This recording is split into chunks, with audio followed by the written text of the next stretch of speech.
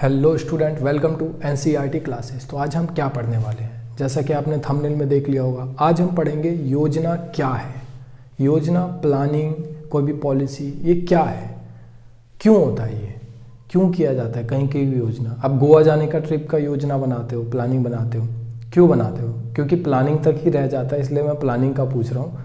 क्यों बनाते हो? मन की शांति के लिए। तो ऐसे मन की शांति के लिए नहीं बनती है पंचवर्षीय योजना। देश में कुछ और पर्पस के लिए भी बनती है। तो वही पर्पस हम इसमें डिस्कस करेंगे। चैप्टर 2 है ये। अगर आपने नहीं पढ़ा है बुक में तो पहले एक बारी बुक में पढ़ ले, अच्छे से समझ आएगा। तो चलिए स्टार्ट करते हैं। योजना क्या है? बढ़िया सवाल है, ये रियल लाइफ का भी सवाल है कि प्लानिंग क्या है। देखो, सीमित संसाधन से अपनी असीमित आवश्यकता को पूरा करने की समस्या रहती है हमेशा। देखो, संसाधन तो हमारे पास सीमित है, फिर चाहे वो पैसा हो या फिर कोई वस्तु हो या कोई भी चीज़ हो, सीमित है, असीमित तो है नहीं। तो सीमित संसाधन में और ज़रूरतें असीमित हैं। ज़रूरतें असीमित, मुझे ये भी मिल जाए, मुझे सब मिल जाए, ठीक है, मुझे इससे भी शादी करनी है, मुझे इसको भी गर्लफ्रेंड बनाना है, और मतलब पूरी दुनिया ही आपके हाथ में हो जाए। तो ज़रूरतें इतनी असीमित हैं। शकल आपकी कुछ है नहीं, संसाधन आप में कुछ है नहीं, तो ऐसे थोड़ी हो जाएगा सब कुछ। तो इसलिए यहाँ पे एक आ जाती है समस्या कि संसाधन सीमित है, ज़रूरतें असीमित हैं। तो इनसे निपटने के लिए हम बनाते हैं प्लानिंग बनाते हैं कि किस ज़रूरत को पहले पूरा करना है, कौन सी ज़रूरत ज़्यादा इम्पोर्टेंट है, ठीक है। तो यहाँ पे आ जाती है प्लानिंग। सीमित संसाधन और असीमित आवश्यकता की समस्या को खत्म करने के लिए हम प्लानिंग करते हैं। एक एग्जाम्पल से समझते हैं। क्या है एग्जाम्पल? आपके पास 500 रुपये हैं, 1000 रुपये हैं, क्योंकि आप अमीर लोग हैं तो इसलिए 1000 रुपये हैं। अमीर ऐसे है नहीं, लेकिन गर्लफ्रेंड के नाम पे अमीरी आ जाती है, इसलिए 1000 है।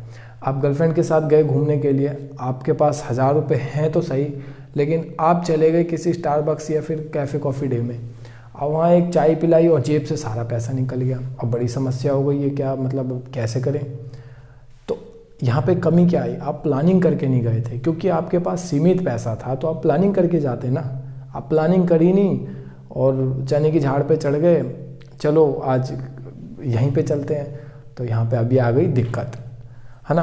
तो प्लानिंग ना हो तो कोई भी निर्णय लेने में दिक्कत आ जाती है, ठीक है। तो प्लानिंग क्या करता है? निर्णय लेने में आसानी कर देता है, ठीक है। तो उपलब्ध संसाधनों का किस प्रकार प्रयोग किया जाए। हमारे पास 1000 रुपये थे, हमने पहले प्लानिंग करी कि इसको कैसे खर्च करेंगे। 5 रुपये यहाँ खर्च करेंगे, 5 रुपये यहाँ खर्च करेंगे और 990 रुपये जेब में बचा के ले आएंगे। ऐसा तो नहीं होगा ना।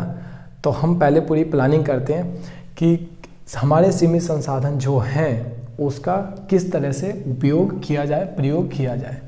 योजना से उद्देश्य निर्धारित किया जाता है एक निश्चित समय अवधि के लिए।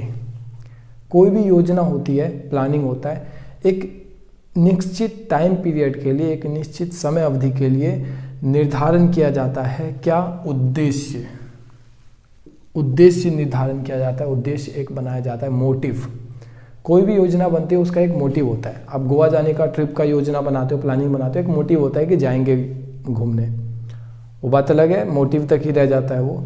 तो ये एक था कि उद्देश्य निर्धारित होता है योजना से, और ये एक निश्चित समय अवधि के लिए होता है। निश्चित समय अवधि के लिए होता है, इसलिए इसे पंचवर्षीय योजना कहते हैं। पंचवर्षीय योजना मतलब 5 साल की योजना, 5 साल की पॉलिसी, एक टारगेट जो हम 5 साल में अचीव करना चाहते हैं, है ना।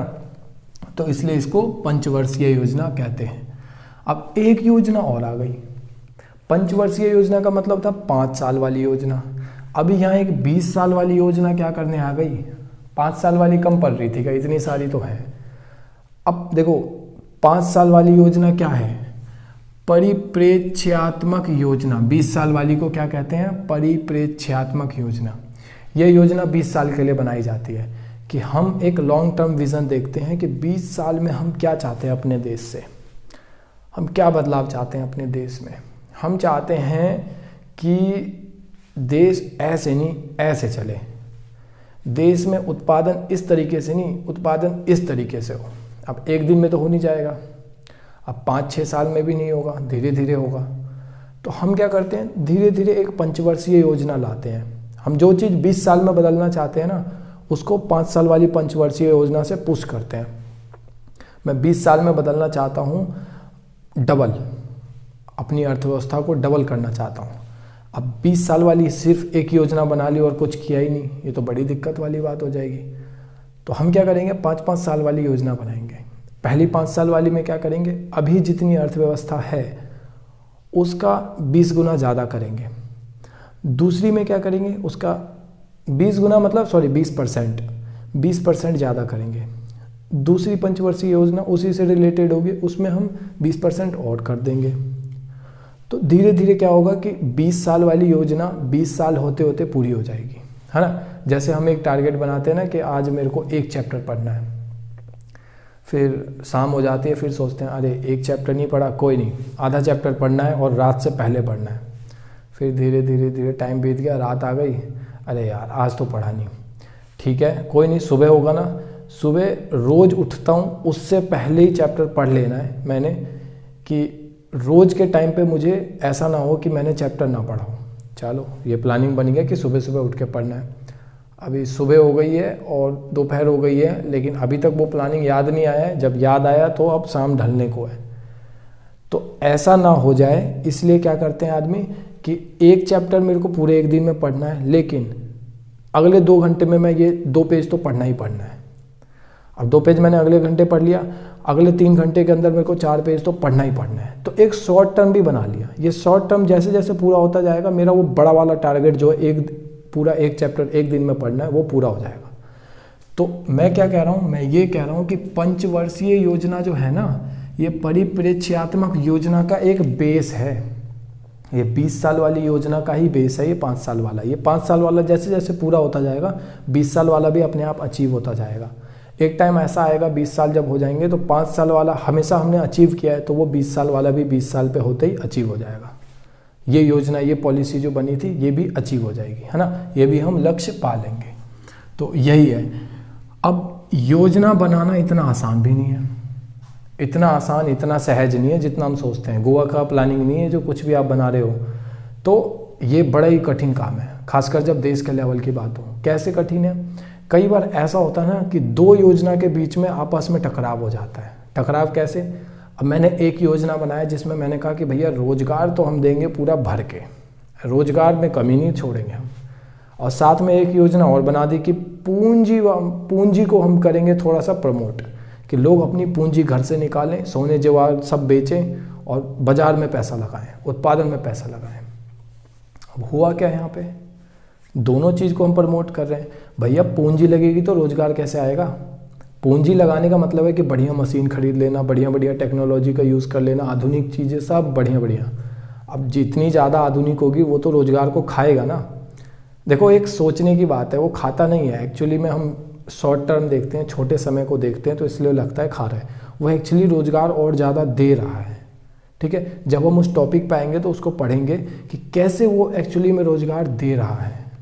इस चैप्टर में क्वेश्चन भी है एक इससे रिलेटेड, तो वो क्वेश्चन जब हम डिस्कस करेंगे तब देखेंगे। तो मैंने क्या बोला कि अक्सर 2 योजनाएं बीच में टकराव भी देखा जाता है, जैसे रोजगार को प्रोत्साहन देना और पूंजी को प्रोत्साहन देना। ज़्यादा पूंजी को प्रोत्साहन देंगे तो रोजगार खा लेगा ना वो, और ज़्यादा रोजगार को प्रोत्साहन देंगे तो फिर पूंजी किस बात की, पैसा क्यों लगाएंगे जब रोजगार ज़्यादा दे रहे हैं हम। तो मशीन क्यों लगाएंगे, बड़ी बड़ी टेक्नोलॉजी क्यों लाएंगे। तो ये आपस में टकरा गई ना, बहुत मुश्किल हो जाता है देश के लेवल पे प्लानिंग करना। अब क्या है कि पंचवर्षीय योजना वस्तु सेवाओं के उत्पादन की मात्रा तय नहीं करता। मैंने पंचवर्षीय योजना बना लिया कि देखो भैया इस 5 साल में, आने वाले 5 साल में हमारे प्लानिंग रहेगी कि हम कृषि क्षेत्र को बढ़िया बनाएंगे, कृषि क्षेत्र के उत्पादन में वृद्धि करेंगे। अभी कितनी वृद्धि करेंगे हम ये एक फिक्स नहीं करते, कितनी वृद्धि करेंगे हम मात्रा तय नहीं करते किसी चीज़ की। ये तो मैं एक एग्जांपल ले रहा था, लेकिन एक टारगेट तो बना लेते लेकिन मात्रा तय नहीं करते कि हम कितनी करेंगे, इसके बाद हम छोड़ देंगे। मान लो वो 3 साल में ही अचीव हो जाता है, तो जो हमने एक टारगेट बनाया 3 साल में अचीव हो जाता है तो अभी छोड़ देंगे, 2 साल तक खाली बैठेंगे, या फिर 3 साल में ही छोड़ के और पंचवर्षीय योजना एक नई बना देंगे 3 साल में ही। ऐसा तो नहीं होगा ना। तो इसलिए हम मात्रा तय नहीं करते और ना ही ये उचित है, ये करना उचित भी नहीं है, बढ़िया भी नहीं है मात्रा तय करना। योजना अपने तय लक्ष्य के क्षेत्र में ही काम करे तो बढ़िया है, कि जिस क्षेत्र में हमने योजना बनाई है उसी क्षेत्र में काम करे तो बढ़िया है। पंचवर्षीय योजना बना दी हमने कृषि क्षेत्र के लिए और हम सेवा क्षेत्र में बैठ गए कि नहीं कृषि क्षेत्र तो होता रहेगा भैया, सेवा क्षेत्र पहले ठीक करो। तो ऐसे में क्या होगा, कृषि क्षेत्र तो बढ़िया हुआ नहीं, सेवा क्षेत्र पे हम पड़ गए पीछे, सेवा क्षेत्र भी बढ़िया नहीं हुआ। क्यों? क्योंकि आधी जनता तो कृषि क्षेत्र पे बढ़िया करने में लगी और आधी जनता ना ना ना ना सेवा क्षेत्र होगा पहले। घर में बात हो गई है, सेवा क्षेत्र पहले सही होगा, उसके बाद होगा कृषि क्षेत्र। कृषि तो बाद में भी ठीक हो जाएगा। तो आधी चीज़ें इधर आधी चीज़ें इधर, ना ये ठीक हुआ ना वो ठीक हुआ। तो इसलिए जिस तरफ हमने जिस क्षेत्र में हमने लक्ष्य तय किया है उसी क्षेत्र में काम करें तो बढ़िया है और शेष को बाजार पर छोड़ दें। शेष मतलब क्या, शेषनाग नहीं, शेष मतलब शेष बाजार जो बच गया। पंचवर्षीय योजना के जिस क्षेत्र में हमने पंचवर्षीय योजना बनाई है उसके बाद भी तो पूरी दुनिया है, दुनिया सिर्फ इस योजना के बीच में ही थोड़ी है। तो बाद की जो दुनिया है मैं उसकी बात कर रहा हूँ। बाद की दुनिया मतलब भारत में और जो क्षेत्र बचे उसकी। तो इसी के साथ ये टॉपिक ख़त्म करते हैं। उम्मीद है आपको अच्छे से समझ आया होगा। अगर नहीं आया तो कमेंट सेक्शन में पूछ सकते हैं, मैं नेक्स्ट क्लास जब भी लूँगा तो आपके डाउट क्लियर कर दूँगा। टेलीग्राम से जुड़ने के लिए लिंक डिस्क्रिप्शन में, वहाँ पे जुड़ें क्योंकि वहाँ पे PDF फॉर्मेट में नोट्स मिलते हैं। इसी चैप्टर के जो पीछे लिखा हुआ है इसी के नोट्स आपको PDF फॉर्मेट में मिलेंगे। मिलते हैं अगली क्लास में, तब तक के लिए सुरक्षित रहें, स्वस्थ रहें, मस्त रहें।